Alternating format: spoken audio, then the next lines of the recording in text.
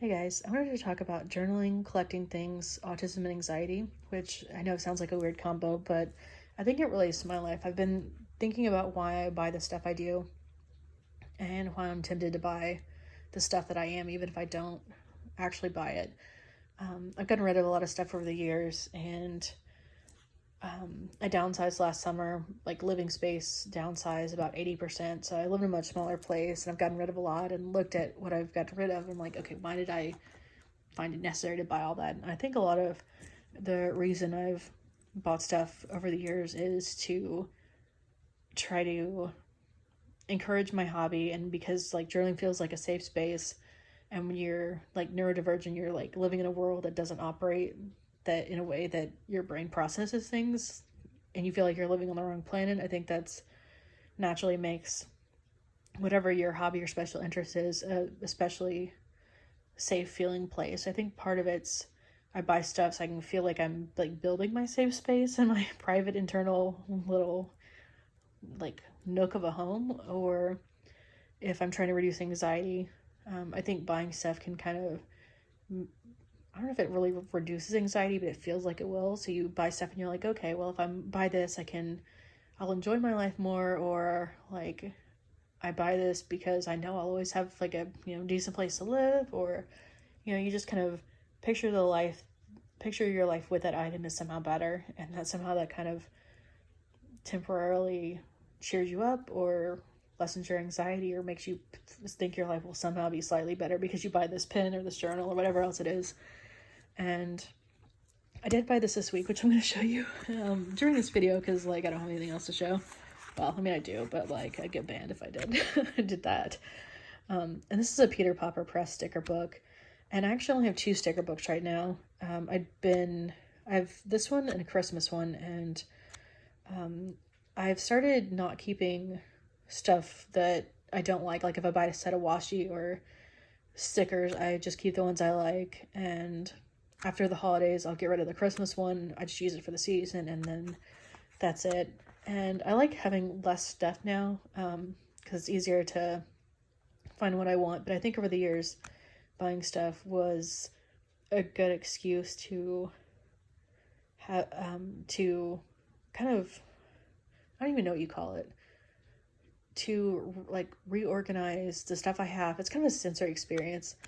Like flipping through these pretty images is kind of relaxing, and digging through pins is a relaxing kind of hands-on sensory experience. And the calming colors in this, I think part of it's just when you're digging through pins or you're organizing your stuff, you feel some small sense of control over your life when the world's madness and we have little control over a lot of it. So I think part of it's just like reorganizing your stuff makes you feel like you have some ounce of control and something to look forward to, and plus there's like it's pretty fun stuff to play with. I really started buying more pens. It was like 2013 or 14, about a decade ago, and for a while I had just hundreds and hundreds of pens, and now I have 2 Kipling 100 pen cases and then some pens in the coffee table about that size, and that's all the pens I have other than my 90s collection, which I don't really count because it's not really like an in-use daily pen thing. It's more of a like collectibles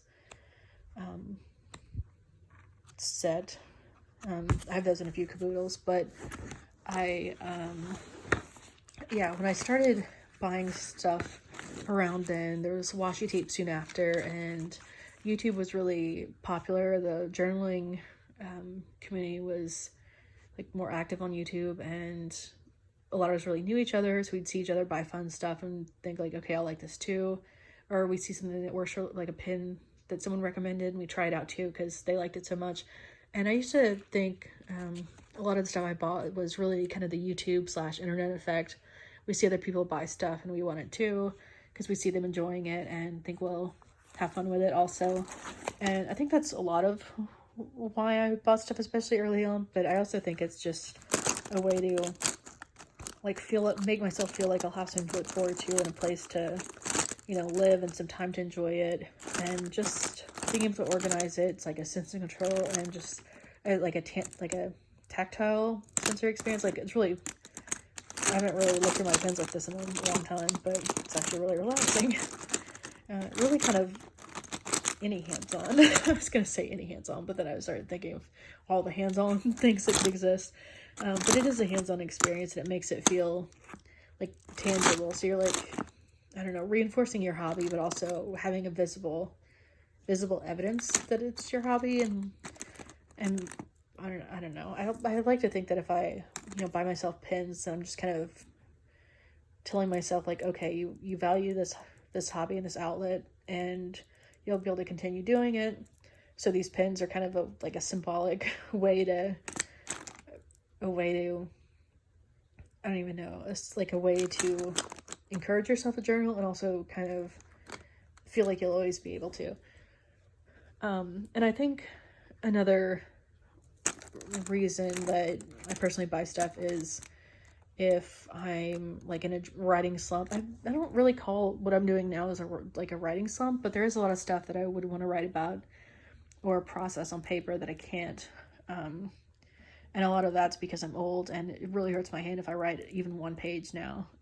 I usually can write like a third of a page or half a page before my hand starts hurting. And if I write a page, if I keep going after that, my hand will just like freeze up and it doesn't work well. It's great. Aging sucks. But I think the reason that I've been tempted to get stuff lately is thinking that, if I get another journal, like maybe a hardcover, it'll be easier to write in.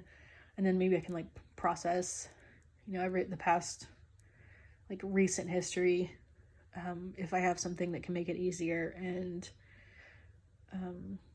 I don't know that any of that stuff actually would make writing easier. I think it's just trying to find a way to be able to do my hobby, even if it's not really, even if that wouldn't work.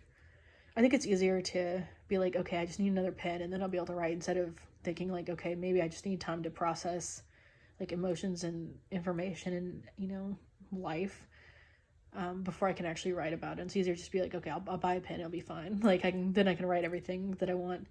But sometimes just having time to internally reflect without actually writing is necessary. Back in 2019, I only filled one journal that year, and I actually didn't keep it. Because it didn't really have much content in it. A lot of it was just random stuff glued in that wasn't really a part of my life. And that year is a lot of internal processing. I think sometimes that's necessary.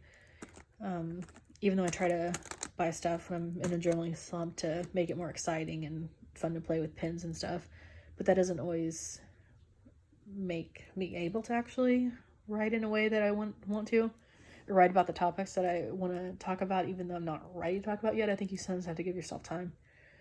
I know this video is weird and rambly, and I've tried to make this so many times, and I'm about to be out of breath, so I'm going to not make this video again.